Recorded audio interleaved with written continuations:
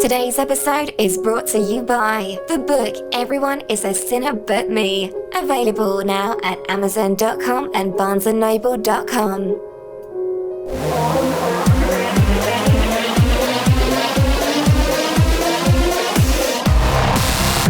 Live from Volpus Studios, it's the MCS1 show featuring Merlin and Cameron, and now your host, MCS1. Welcome to an amazing edition of the MCS1 show. I am here once again joined with my pals Merlin and Cameron. Hey guys. What's up? Hey there. And instead of talking like at the movies, we're going to be talking about something else. This is somewhat of a nerd discussion, I would say. Yeah, definitely a nerd discussion. Today we're going to talk about something that we talk about a lot, but we've never talked about on the show. And I'm not kidding. Nearly every time we go out to eat before we go see a movie, we're always talking about this. We always bring it up. We always bring it up, and it's why we are no longer going to Comic-Con, the Salt Lake Comic-Con. The Salt Lake, yeah. To be specific, not San Diego or the other ones, just the Salt Lake City, Utah Comic-Con. To kick it off, I'm going to start, we're going to kind of keep it positive at first, and then it's kind of going to go downhill and get fairly negative. Kind of personal input. Yeah, a lot of personal input, and I'm not going to lie, it is fairly negative. We are rather critical of Salt Lake City Comic-Con, which is why we're doing this show. So I wanted to start off with a story from Merlin. This happened the last time that we covered Comic-Con, and the last time we went as press, or period, for that matter. So Merlin brings up this story quite a bit, and it's pretty funny. And so I'll let him tell the tale. So basically, we always bring a photographer with us to bring pictures, so we can take pictures of the interviews and the cosplayers, and that way we have all the hot chicks. Yeah. Let's be real, guys. Anyone in the show, or for our show, so we can post it on Facebook or social media. And so one of the photographers we bought was our friend Brian, and who is great. No, he is so cool. Oh man, the kid, he is always smiling, and he's always happy. I love Brian. No, I think he's great. Good guy. And when he came with us, he made it fun. And here's why. This is what makes him priceless. We were going, and he was working as a photographer, with this camera. It was an SLR camera that we borrowed from one of our associate producer, Casey Walker, who was unable to make it for the first half of Comic-Con due to scheduling conflicts. Yeah, and so Brian was saying he could figure out the camera. So we put the trust in his hands and be like, okay, well, you'll figure it out. We would run up to cosplayers or to other people and be like, oh, we want to take your picture. And Brian, being the photographer, would take the picture. And after we take the picture, he says, oh, let me see the picture. And of course, we would take it and we would look at it and it's blurry. Like, you couldn't see anything. It was so blurred. And we would always be like, okay, Brian, you need to get better at taking the picture. And his reply would always be like, and he would just laugh. Like the best defense mechanism ever. Like, I didn't know what to do. Like, what's going on? And so this just kept going on through the day. It was always like, oh, Brian, take a picture. Brian, take a picture. And so we were sat down for lunch when it was time to have our lunchtime. And Mark, being the host and all, was like, let me see your pictures that you've been taking through Comic-Con. So he hands the camera. No joke. Like, I looked over the shoulder. We looked at the pictures, all blurry. Yeah. We could not use, what was it, 16? I think I used about 20 out of maybe the 200 to 300 that he shot. Oh, goodness. And so it just became this thing, and Mark looked at Brian and be like, okay, I seriously need you to get better at taking pictures because all I got on this memory card is nothing but blurred images. And Brian just looks at us with a huge smile and goes, and me and Mark just kept rolling our eyes, being like, no, seriously, I need you to take better pictures. And it's like, and I think, and the reason I love that story is because, Brian never once got frustrated or he didn't get upset. He didn't And I wasn't like rude. I'm not like a slave driver. I'm just like, hey, we need better pictures. And then it's like, like, oh, Brian. But like, I'd gladly bring Brian again though to this event. Just because he was so positive and upbeat. It was a lot of fun to be with. He was. The kid was joking and smiling, and the second you're like, I need you to take better pictures, it was automatically. On the plus side though, he did during filming the interview with the Green Ranger. He did do a great job of that. He did. So I mean, all the filming stuff he did excellent at. It was just the pictures. It was just the pictures. But yeah, he. So we just want to start off a story like that, just kind of get the mood a little bit happier. And if you hear Merlin laughing about that halfway through the episode or like that, now you'll know why. Exactly. He's been kind of doing it all night. So moving on to just positive points before we slowly decline, I want to talk about the first Comic-Con I went to. And it was the first Salt Lake City Comic-Con. And I loved it. It was a blast. I had so much fun for it. I went with my friends, Andy and Tyler. Shout out to them. And we went on a Friday. We didn't know... it was like a spur of the moment thing. Yeah, it was very spur of the moment because we knew it was coming. And we're like, are we going to go? Are we going to go? And we were talking, everyone was talking about going for months. And then when it got closer, everyone was like, no. But we ended up going, and we were both really excited. And we got through the doors. We got our tickets. And one thing that I did was like, I called it being knighted. And it was where like I kneeled like on one knee and I held out my hand for my wristband. And then Andy put on my wristband. Aww. Or whatever. And I do a similar thing when I bring people for my press team. I make them like get on a knee or whatever. And I take my press pass and like their press pass and I like knight them. I put it like around their neck. It's like an initiation. It's like an initiation. And like I do it every time even though people have gone or whatever. It's just something like... It's just having fun. It's just something fun and stupid to do. And so... It's Comic-Con. You're allowed to have fun. It's Comic-Con. That's the whole reason you're there. Exactly. And so we went, and we were like kind of on like a top floor that like looked down on everyone. Not before we got to like the Floor Expo, but like this hallway with all these cosplayers and people. And it was cool because I refer to it when I go as the Sea of Nerds. And it's really cool. Like you see tons of people that have, totally nerdy interest that I do. And I was like, okay, this is cool. And we went through like the Artist Alley area. We saw like all the artists. I met a couple of them. They were really great guys. I bought some really awesome artwork. And it was awesome. I saw tons of cosplayers just walking around. And I would shout out like who they were dressed at. Like, hey, that's Gage from Borderlands. I'd be like, hey, Gage, can I get a picture? Or Edward and Alphonse from Full Metal Alchemist. I would shout them out. And I always call my friends nerds because it's funny. And I'm a huge... Shut up. And it's funny because I'm a huge nerd myself. And, like, insanely huge. And so my Andy and Tyler were like, wow, you call us nerds? And you know the name of, like, pretty much every cosplayer character that's walked by. And it was true. And I met some of them, became really good friends with them. And it was awesome. It was a great experience.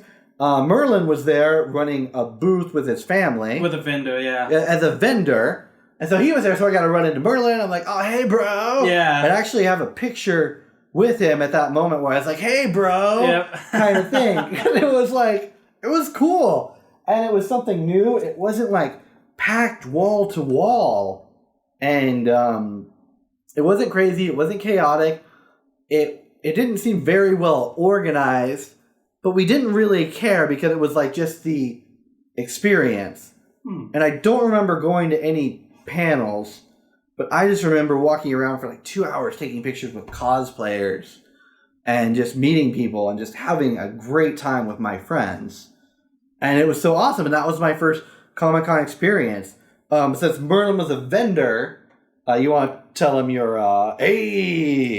story real quick. The first Comic-Con, they had like, a lot of good actors. Busting out a Coke. A lot of good actors there. And one of them, I got to meet Henry Winkler.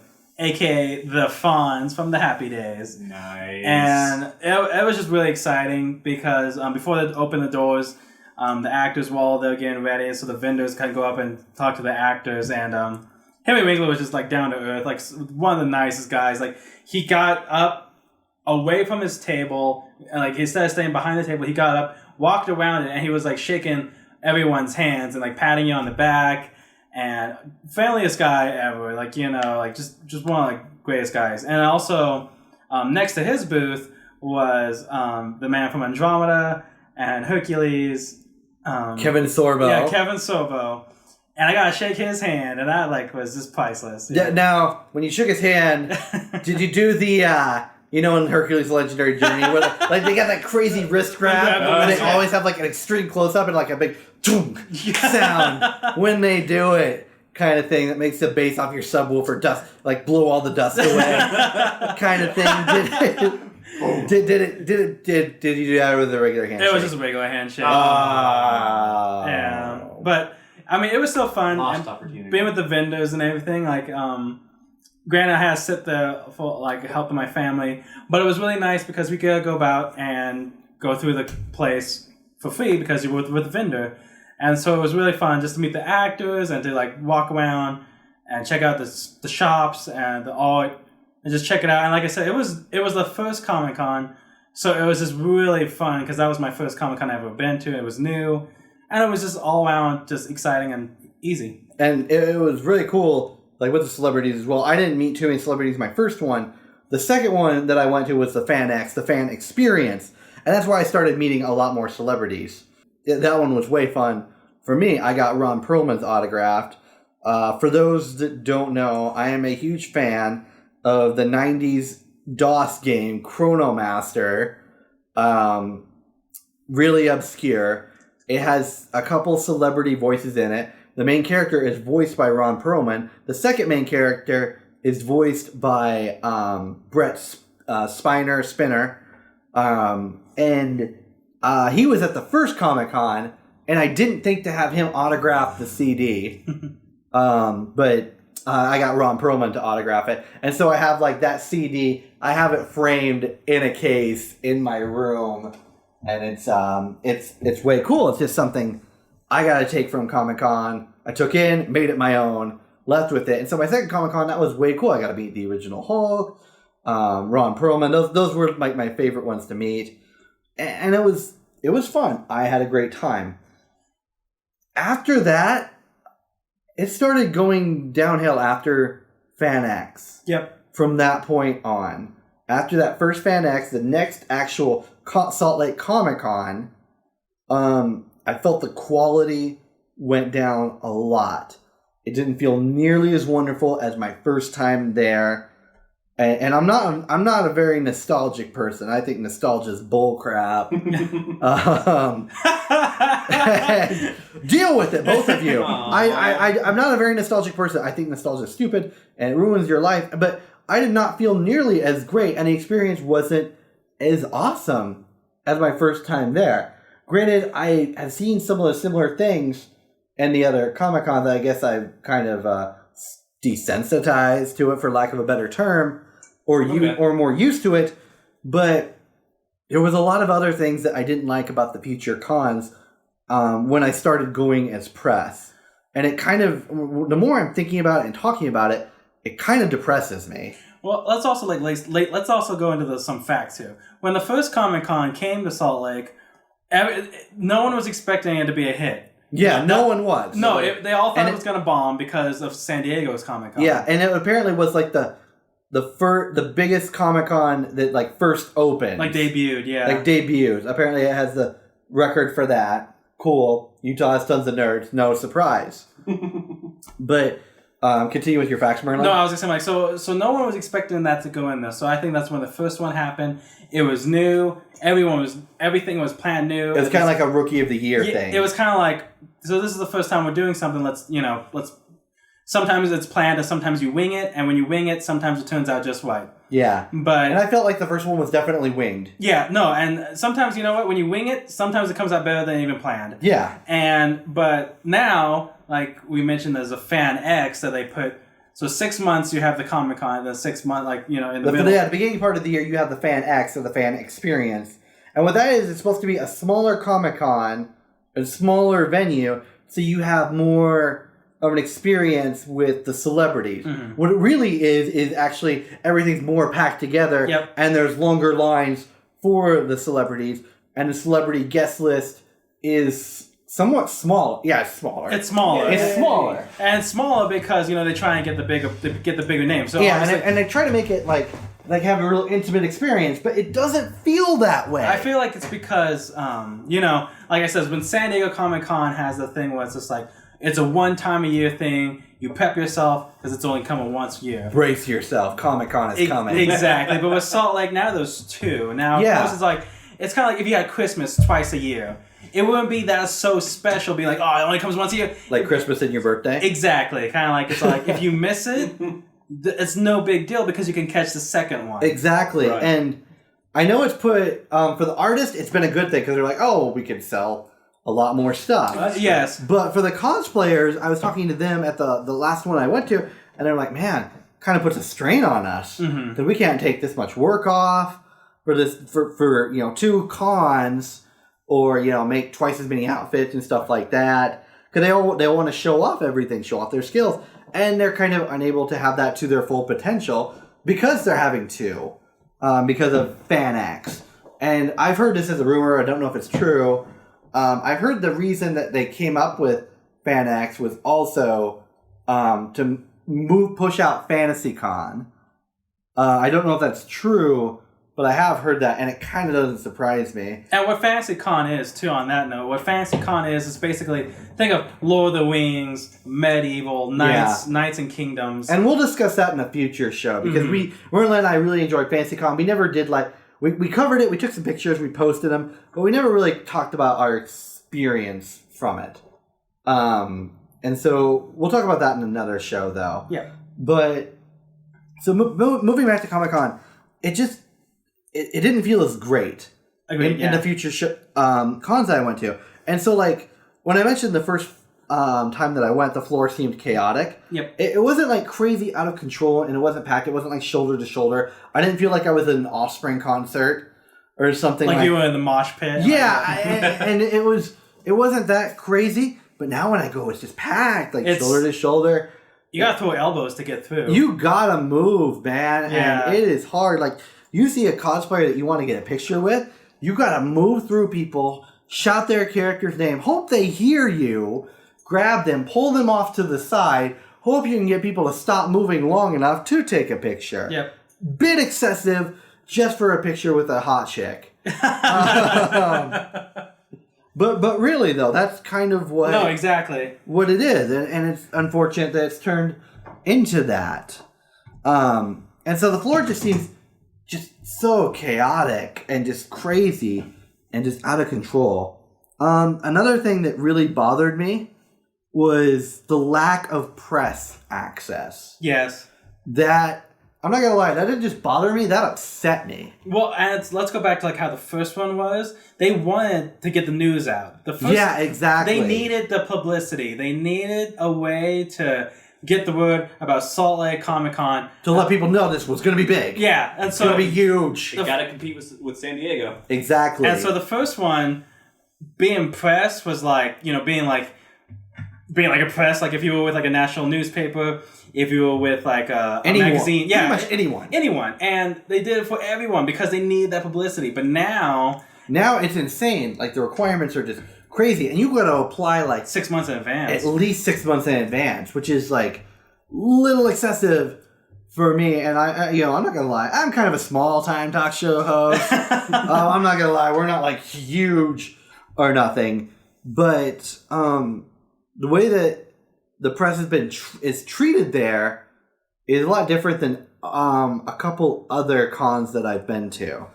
FantasyCon, when I went to that, press was given upfront seating in every panel. Didn't have to wait in line. It was really respectful. It was pretty awesome. When we went to any of the Comic-Cons, at first they were kind of letting, they had a little bit of privilege.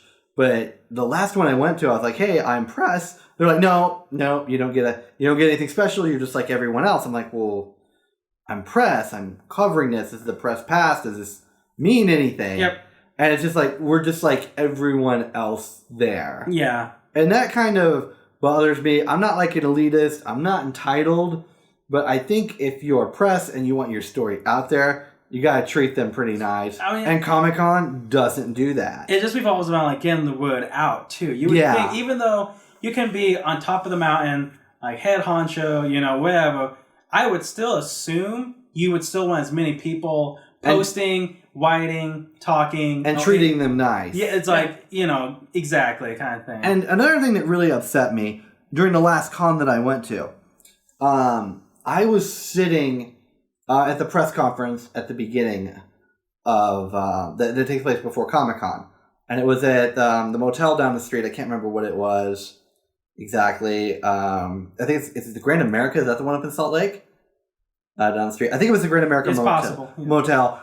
In one of the rooms that they rented out. And I was with press, and there was quite a few other press people there. I'm not saying it was like shoulder to shoulder, but there was quite a few.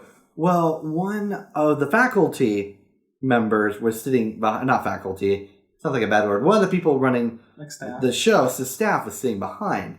And they're like, what's with all these people? And they were talking like so much smack about the press and everyone there. And they're like, next time we're not allowing this many people or even close to this many or whatever. We're going to set these strict requirements. And they were talking tons of smack about the press. And it's like, here's the thing. There's press in front of you. There's press to the side of you. There's press behind you. What are you thinking? Saying that right then and there. And plus, they were right behind me. And I have a hearing loss. So they were talking pretty loud as well. And with the room full of people talking, and for me to hear that isolated, they weren't doing a very good job of keeping it quiet. Nope. No. And so that upsets me. It's like they have no love for the people who are trying to help promote what they are doing. Well, not only that, but on that note, we've even considered... they used to send you like notifications, like emails, being like, "Hey, do you want to register for like a press thing?" But for a long while, you and I didn't receive that notification anymore. No, we did not. So we went on the site, the Comic-Con site, to see what was up because we stopped getting notifications for it.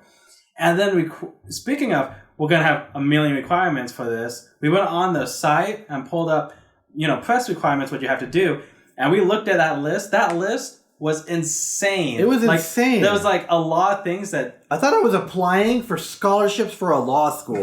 No, seriously. Like it was that crazy. And even being a small talk show that like the MCS1 show is, we met a lot of those requirements. Yeah. That nothing for nothing, I highly doubt a lot of people other do. Yeah. On the requirements. And it's just like, I understand that... It's like we could go. We could. We could if we wanted to. It's just now... the drive is gone. Mm-hmm. And we have no desire to go. It's more like a chore now, kind of thing. It really is. It feels like it's a chore. It's no longer fun, and it feels like painful work. College homework. That type of thing. Yeah. So, with talking about, like, Comic-Con, and comparing it to San Diego, New York, and a couple others... they always have big movie reveal things. Yep. And they always get, like, all the cast members from, like, certain movies. San Diego especially. It's insane. And obviously, we're not going to be having San Diego here. Mm-mm. We're never going to get to that status.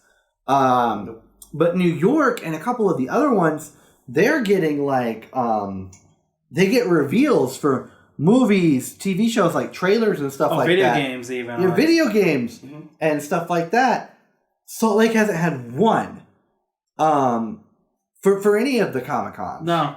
Not one. No new information for franchises. Nope. Or anything like that. It's just there. It's just panels, celebrities, and things like that. And I don't know. For a Comic-Con where you're paying a lot of money for a ticket, I would expect there would be some kind of reveal for at least one franchise, one series, something. I mean, like when you go online and you type in like, a Comic-Con trailer or a Comic-Con reveal. It's either talking about like, it's from BlizzCon or GamesCon or it's from like the San Diego QuakeCon, even QuakeCon. Yeah. Which I think has a smaller turnout than Salt Lake Comic-Con. QuakeCon, which is, a video game thing run by id Software, which is owned by Bethesda, they have reveals. Granted, it's their own stuff, but at least they're getting a reveal. Yeah. And I don't know. Bugs me. I mean, E3, PAX, all that other stuff, all across the country. Yeah. But nothing from Salt Lake City Comic Con as far as reveals. And that just, I don't know, kind of Rubs you the wrong way. rubs me the wrong way. It's like you're paying so much for a ticket and you're being denied a little bit of the experience. Another thing is the cosplayers. Merlin wanted to talk more about this. Well, so it's like, again, go back to the whole once a year thing. Yeah. Like, in San Diego Comic Con has been known to have, that's where, like, the cosplayers come out and show off their work that they have been working for a full year and this doesn't just go for Comic Con. This goes for, like, PAX Prime up in Seattle. That I see tons of crazy cosplayers for that type of thing as well. But that's only once a year, as far as I know. Yeah, you know, and like it's like anime cons too. People who dress up as their favorite anime characters. It's a once a year thing, so they have like all that time to dress up as, you know, their characters. And I think it's like a Christmas thing too, all over again, where it's all like. You have all this work that you worked the whole year to show off your work for 1 to 3 days. Yeah. 1 or 3 days. And you want to make it good. Because it's 1 or 3 days. Yeah. You will impress everybody. Exactly. And to show your art. And that's what cosplayers are. They're artists who can like take their imagination and bring it to reality and see the comparison, like to how good they can And be. I've seen some amazing stuff, especially at Salt Lake City Comic Con. I've seen some very amazing things. Yes. But like as Merlin said, because there's that, and as I said, a con every 6 months, it doesn't feel special. A lot of them aren't putting in enough effort. They can't get the appropriate days off from work and day jobs and stuff like that.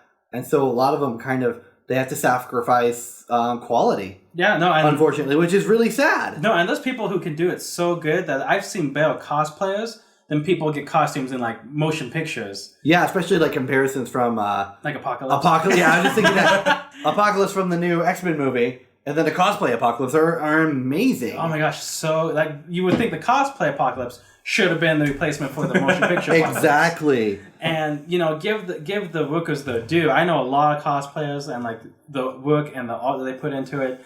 And I just feel like it's hardcore. No, it is, and the dedication. Like these are people who with workshops, people who like have business partners to get materials and everything that they need. And then, like I said, to do it twice a year, I feel like it's kind of like robbing them. Like, you know, if you go to Salt Lake Comic Con, the last one we went to, there was just a booth. Like it was a plain old booth where like 15 of these 15 major cosplayers were. And it's just like, granted, I know it's like you can't like really spread them out, but at the same time, it's like, you know, kind of like advertise it better or make a way like, you know, to show, hey, we got 15 really talented cosplayers here. Go see them. But the only way you can find them is if you're walking by. Yeah. It's kind of hard with some of the directions and the way it's organized. Like, I feel like it's just kind of chaotic. And then, like, with the main floor. Yeah, and I don't know. I just feel like, you know, San Diego, where people, like, have been known. There's a lot of pictures. If you Google it, there's a lot of people with cosplays that mostly have been taken at San Diego Comic Con. Top-notch costumes. And then you got the Salt Lake Comic Con where, like, agreed, we have seen several people with great costumes there. But at the same time, you've also seen costumes that have been obviously rushed or just thrown together because I feel like it's the mindset of, one, if I wear this costume in this really hot building, is anyone really going to notice me since it's so crowded? Yeah, and wall to wall. Exactly. It's like, you know, there was a person back there who was dressed up like a Master Chief from Halo. Great costume. But, you know, how is one person in that costume going to be noticed, like, in a room of, like, 500,000 people? You know, it's insane. And it's just ridiculous. And, like I said, it's just, I don't know. Do something more, like, for the cosplayers to stand out. Kind of like, where was San Diego? Give them some room. Like, you know, it's room to breathe or get noticed. Because that's the work that they put into, you know? Yeah. Moving away from the cosplayers, let's talk about the panels. I've been to lots of panels. And I've seen some really good panels. I've seen some really bad panels. Most of the panels I have seen in Comic-Con have been very poorly run. The best panel I've ever seen was done by someone I know who's in the 501st Legion. Nice. Yeah, it's my friend Michael Carrasco. Amazing. Great guy. He did a Star Wars panel talking about the 501st Legion. Best panel I've ever seen. A lot of fun. Very just interactive. Very friendly. And it was cool because like he stood outside the door in his stormtrooper outfit, and like he would like talk and he would like shoot kids, play with them or whatever, be like, move along, you know, or like saw this little kid and he goes, the Empire loves children, and they would like smile. And it was so cool. And I loved that one a lot. Like that was really great. Here's the other thing that bothered me about it. They scheduled that Star Wars panel and another Star Wars panel to talk about The Force Awakens before it came out during the exact same time. And this was supposed to be like their Star Wars Comic-Con that they were going to do. And it's like, well, why would you do that? Like at the exact same time. Everyone, you know, just by the title, everyone's going to go to that Force Awakens one. Mm-hmm. But here's the thing, there was nothing revealed. Yeah, of course. Because there's no reveals there. And so it's just suckering people, and they suckered them out of going to a good panel that he put on. And that kind of bugs me. I don't blame you. Yeah, and I'm just... The quality of the panels, like the celebrity panels, I feel like they've really gone downhill. Or they've just never been super well organized. Well, it's like the ones that you have to get your foot in the door, like 2 hours ahead. Because like when I was just a table scrap of their entertainment. Because when I was the vendors, you know, got special notice or, you know, room that if you were a vendor, you can go into these like the really popular ones. And I actually got to see, you know, the William Shatner and Adam West panel with my family that one year when we were vendors. Oh, nice. And that was, you know... And that was vendor access. Yeah, and like, you know, it was just really entertaining to watch William Shatner, who, if you know William Shatner, he loves this business. He loves being famous. He loves... he loves being famous. It's like William Shatner on screen is William Shatner in real life. Oh, boy. He just soaks it all up. And then you have Adam West, who's soft-spoken, just totally down-to-earth kind of guy, and it was just really entertaining. Is Adam West Adam West? Adam West is Adam West, yeah. But like, it's just really entertaining to watch those two. You have this crazy, charismatic, energetic guy meet this down-to-earth, calm... Wait, they were together in the same panel? On the same panel. Oh, that's really interesting. Yeah. Oh, hello, old chum. Yes. Like, that's... I didn't... Okay, I thought they were two separate panels. No. And you're explaining. Oh, that sounds way cooler. And then my mom went to, my mom and my sister got to go to, like, Captain Jean-Luc Picard, Sir Patrick Stewart's panel. Yeah. And that one, like, blew people... if it's, like, the major celebrity ones, it's ones that's impossible to get into. Those are the ones that are, like, really good. Which I would hope so if you had to wait 2 hours to get into that panel. Exactly. Yeah. Which is just ridiculous. And those were good panels that you saw, and those were both at your first con, correct? Yeah. So let's talk about some more recent cons. On Napoleon Dynamite panel. Yeah. I'm not going to lie. I was really disappointed with it. Like, so sad. And it wasn't the John Heater. Wasn't funny. I can't remember the person who played Pedro. It's not that he wasn't funny. They were very charismatic. Those two were great. Oh, man. They were so funny. They owned it. But what sucked was the questions that they were asked by the kids. And that's the thing. They were asked by kids. By kids. And we saw a FantasyCon interview with Simon Pegg where kids were asking questions, and they were like, I'm not sure if they were screened or what, but they were normal questions, and they were really cute, and the audience would be like, oh, and it was nice. These kids were like, yo, I got a question. Can I get a high five? And they're like, oh, yeah, sure, little man. They high five. Okay, second question. It's like, no, you... And they would even say this, no, you only get one question. Which they mentioned like 5 or 6 times. Yeah, and everyone kept doing that. Like 2 or 3 questions. And John Heater, I could tell he was getting mad about it. And Pedro kind of put his hand like next to him. He was like, whoa, kind of calm down. Kind of like flustered about it. Yeah, he's like, don't make fun of the kids. I mean, they were really cool guys. Way funny. But the questions they were being asked were just like outlandishly, I don't know, dumb as well. It wasn't just for the kids, it was from the fans. It reminds me of the episode of The Simpsons where Homer becomes the voice of Poochie, the rockin' dog. And he goes with the person who voices Itchy and Scratchy at a panel, and all these kids are asking these fans are just asking these questions. And this one nerdy kid goes, excuse me, is there a way in Itchy and Scratchy, the video game, to get out of the dungeon without using the wizard key? and it's just something, it's just so funny. Because Homer's like, what the hell are you talking about? and then the person who plays Itchy Scratchy leans over and she says, oh, Homer, thank goodness. I don't know how you can do it. I can't take questions from these hardcore fans. And it was like that. Exactly. It was those types of questions that we were hearing. And I even, when they were asking them, I even leaned over to Merlin and I said, and Itchy and Scratchy is a video game. And then Merlin just starts laughing with his Brian laugh. But yeah, the panels, they didn't feel great.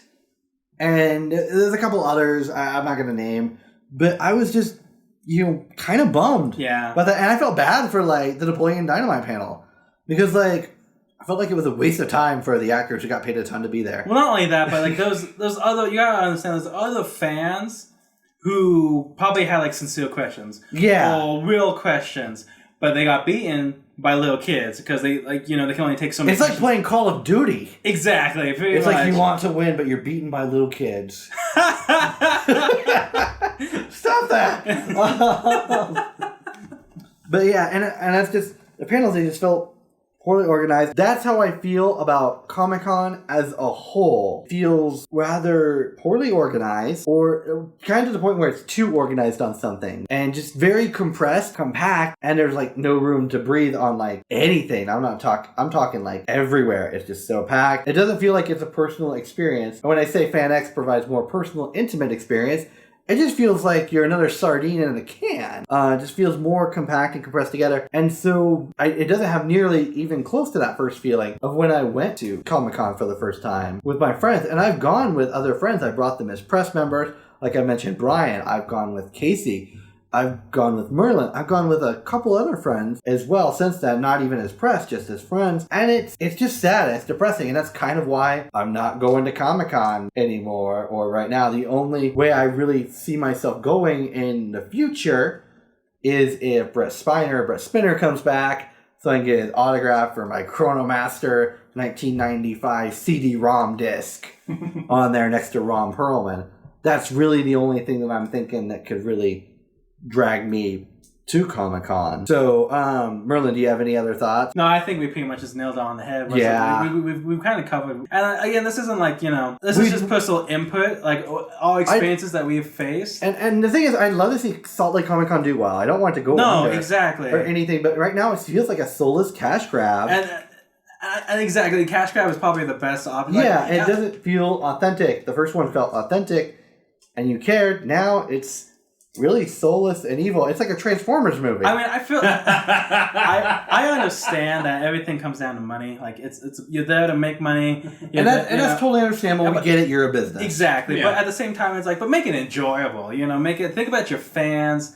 Think about the people who are paying their good hard-earned money to come to this event and their time. Yeah, and their time. And it's the fact that it's look, you can get your name out with having the press, with the social media, or with anything else there, but it's just we're gonna tell them you treat us like crap. And it's just make it well-rounded. Granted, you're a business, understandable, but at the same time, think about the people and the fans. There's a lot of good actors, a lot of good people, a lot of good voice actors who are good actors solely because they think of their fans. Exactly. Mm-hmm. And so, anyway, that's our show. I want to thank Merlin and Cameron for sitting in today and talking with me and shooting the breeze about Salt Lake City Comic Con. And until next time, take care of yourself and each other. Peace.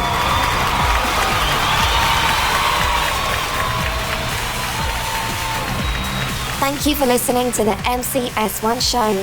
For bi-weekly episodes on society, counterculture, and pretty much everything but politics and sports, subscribe on iTunes, Google Play, or SoundCloud. For regular updates, head to the mcs1show.com or search the MCS1 show on any social media platform.